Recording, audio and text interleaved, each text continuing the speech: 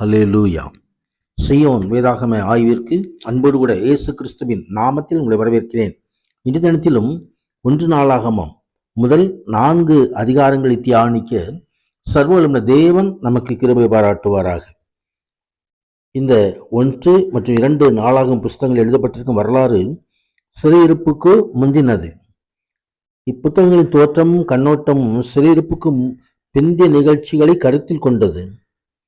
இவை 5ஆம் நூற்றாண்டின் 2ஆம் பகுதியில் எழுதப்பட்டவை. கிமு 457 பாபிலோனிலிருந்தும் பெர்சியாவிலிருந்தும் இரண்டாவதாக தடையாக வந்த பெரிய எண்ணிக்கையில் யூதர்கள் சிறையிலிருந்து மீட்கப்பட்டு தாய்நாட்டுக்கு திரும்பி வந்த பின்னர், அதாவது எஸ்ராவின் காலத்துக்கு பின்னர் எழுதப்பட்டது. கிமு 605 586 இடையே பாபிலோன் மன்னனாகிய நேபுகாத் நேச்சாரினால் எருசலேம் முற்றுகையிடப்பட்டு அழிக்கப்பட்ட பின் யூத மக்கள் சிறைபிடிக்கப்பட்டு பாபிலோனுக்கு கொண்டு செல்லப்பட்டு அங்கு 70 ஆண்டுகள் அங்கே சிறை இருந்ததால் யூதர்கள் தங்கள் தேவனுடைய உடன்படிக்கையின் மக்கள் இந்த முறையிலே கொண்டிருந்த அவர்களினுடைய லட்சியமும் நம்பிக்கைகளும் தளர்ந்து போயின. எனவே சிறையிலிருந்து மீண்டும் எருசலேமுக்கு திரும்பி வந்த மக்கள் அங்கே எருசலேம் நகரத்தையும் தேவாலயத்தையும் கட்டி எழுப்ப அவர்களுக்கு உறுதியான ஆவிக்குரிய அஸ்திபாரம் தேவைப்பட்டது. அதாவது அவர்களை கடந்த காலத்தில் தேவன் விடுவித்து மீட்ட வரலாறு நிகழ்ச்சியை நினைவு கூர்ந்து தாங்கள் தேவனுடைய உடன்படிக்கையின் மக்கள் என்பதை உணர்ந்தவர்களாய் இப்பொழுது விசுவாசத்தையும் எதிர்கால நம்பிக்கையையும் உறுதிப்படுத்திக் கொள்ள வேண்டும். சிறையிலிருந்து திரும்பி வந்த மக்களுக்கு இந்த உண்மைகளை உணர்த்துவதற்காகத்தான் இந்த புத்தகங்கள் எழுதப்பட்டிருக்கிறது. பிரசாந்தத்துக்கு மகிமை உண்டாவதாக. இங்கே வரலாற்று தொடரின் ஆதாம் முதல் ஆபிரகாம் வரைக்கும் உள்ள வரலாற்று குறிப்புகளை முதல் அதிகாரத்திலே பார்க்கிறோம். கர்த்தருடைய மகிமை உண்டாவதாக. இங்கே வம்ச வரலாறு சேர்க்கப்பட்டதனுடைய நோக்கம், இங்கே 4ஆம் புத்தகத்தில் தரப்பட்டுள்ள இந்த காரியங்கள் சிறையில் வந்த இஸ்ரவேல் ஜனங்கள் தாங்கள் முற்பிதாக்கள் தேசத்தோடு இணைந்து அதன்படி தங்கள் வாழ்க்கையை அமைத்து கொள்ளவும், தங்கள் கடந்த காலத்தில் முற்பிதாக்கள் பெற்ற விடுதலையை நினைவு கூறவும், தங்கள் பாரம்பரியத்தின் ஆணி வேர்களை அறிந்து கொள்ளும்படியாகவும் இந்த வம்ச வரலாறு உதவினது. மனித வரலாற்றின் ஆரம்பத்திலிருந்தே தேவன் எவ்வாறு தமக்கென்று ஒரு மக்களினத்தை மீதியாக வைத்திருந்தார் என்பதையும், அதை சிறை மீட்பு காலம் வரைக்கும் பாதுகாத்தார் என்பதையும் இந்த வம்ச வரலாறு வெளிப்படுத்துகிறது.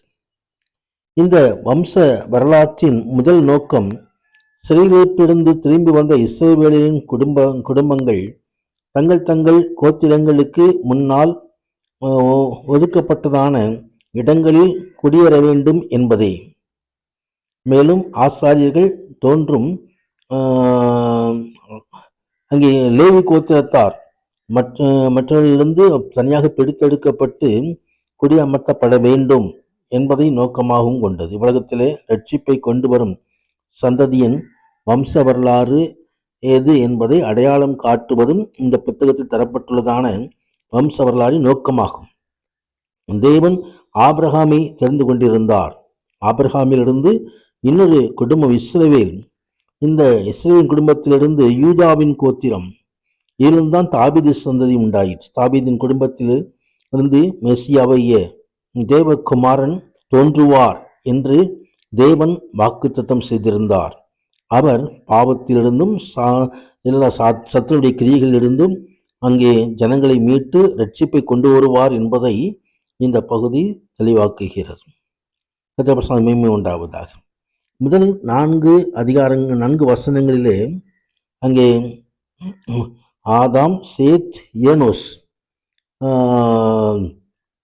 இந்த பெயர்கள் ஆதியாகம புஸ்தகத்திலும் 5வது அதிகாரத்திலும் நாம் காண முடியும். கதாவசமாய் கர்த்தருடைய பரிசுத்த நாமத்திற்கு மகிமை உண்டாவதாக. ஆம், எழுதிய காரியம் கட்டுக்கதை அல்ல, நம்பத்தகுந்த ஒரு உண்மை. கர்த்தருடைய மகிமை உண்டாவதாக. எத்தனை பெயர்கள் இருந்தாலும் எல்லாவற்றையும் மிக சொல்லிகரமாக ஆவியானவர் நமக்காய் தந்திருக்கிறார். கர்த்தருடைய மகிமை உண்டாவதாக. ஆகாரின் சந்ததியார், கேத்துராலின் சந்ததியார், சாராளின் சந்ததியார், ஏசாவின் குமாரர்கள், ஏதோமின் செயிர் மக்கள், ஏதோமை ஆட்சி செய்தவர்கள் என்பதெல்லாம் ஆண்டவர் இந்த பகுதி தருகிறார். 2வது அதிகாரத்தில் இஸ்ரவேலின் குமாரர்களுடைய காரியங்கள் கொடுக்கப்பட்டிருக்கிறதை நாம் பார்க்க முடியும். கர்த்தருடைய மகிமை உண்டாவதாக. இங்கே இஸ்ரவேலின் குமாரர் ரூபன், சிமியோன் என்று சொல்லி 12 பெயர்களை நாம் இங்கே காண முடியும். கர்த்தருடைய மகிமை உண்டாவதாக. ஆனால் இந்த சந்ததியாரில் ஒரு குறிப்பிட்ட சிலர் மாத்திரம்தான் தேர்ந்தெடுக்கப்பட்டார்கள். இவர்களுடைய குமாரன் என்னும் சொற்றொடர், இவர்களுடைய சந்ததி என்ற சொற்றொடர் இதெல்லாம் தொடர்ந்து வருகிறதை நாம் காண முடியும். இஸ்ரோனின் குமாரர்கள் வரைக்கும், இஸ்ரோனின் குமார் ராம் முதல் இஸ்ரோனின் குமாரன் காலேப், இஸ்ரோனின் குமார் எரேமியான் ஆகிய காரியங்கள் எல்லாம் காலேபினுடைய சந்ததிகள் கொடுக்கப்பட்டிருக்கிறது. 3வது அதிகாரத்தில் தாவீதுடைய குமாரர்கள். கர்த்தருடைய மகிமை உண்டாவதாக. ஆம், தேவனுடைய மக்களை ஆளுவதற்கு ஒரு மேசியாவை ராஜா தாவீதின் குடும்பத்திலிருந்து தோன்றுவார் என்று தேவன் ஏற்கனவே வாக்குத்தத்தம் செய்திருந்தார். 2 சாமுவேல் 7ஆம் அதிகாரம் 12வது வசனத்திலே இந்த வாக்குத்தத்தத்தை நாம் காண முடியும். கர்த்தருடைய மகிமை உண்டாவதாக. எனவேதான் இந்த எழுதியவர் தாவீதின் ராஜ்யம் அளிக்கப்பட்டு போனாலும் அவருடைய சந்ததியினர் உயிர் வாழ்ந்தார்கள் என்பதை இந்த பகுதி தெளிவுபடுத்துகிறது. விதமாக தேவன் தம்முடைய வாக்குத்தத்தங்களை நிறைவேற்றுகிறார். 4வது அதிகாரத்தில் யூதாவின் மற்ற சந்ததியாரை குறித்து எழுதப்பட்டிருக்கிறதை பார்க்கிறோம். 4வது 10வது வசனத்தில் யாபேசனுடைய ஜெபம். உண்டாவதாக. ஆம், தேவன் என்னை ஆசீர்வித்து என் எல்லையை பெரிதாக்கி உமது கரம் என்னோடு இருந்து தீங்கு என்னை துக்கப்படுத்தாதபடிக்கு அதற்கு என்னை விலக்கி காத்தருளும் என்று வேண்டிக் கொண்டதை தேவன் அருளினார். உண்டாவதாக. ஜபத்தை கேட்கிற தேவன். ஆம், கேளுங்கள் கொடுக்கப்படும் என்று சொல்லி கர்த்தர் அப்படியாக இந்த ஜாபேஸ் ஜபத்தை கேட்டு அறுபடி செய்கிறதை குறித்து பார்க்கிறோம். தொடர்ந்து சிமியோன் வம்சத்து வரலாறையும் குறிக்கப்பட்டிருக்கிறது. கர்த்தருடைய மகிமை இந்த வசனங்களை தியானிக்கும் பொழுது தேவன் நம்மோடு நம்மை நடத்துவார்கள். மகிமை பரிசுத்த மகிமை உண்டாவதாக. ஆமென், ஆமென்.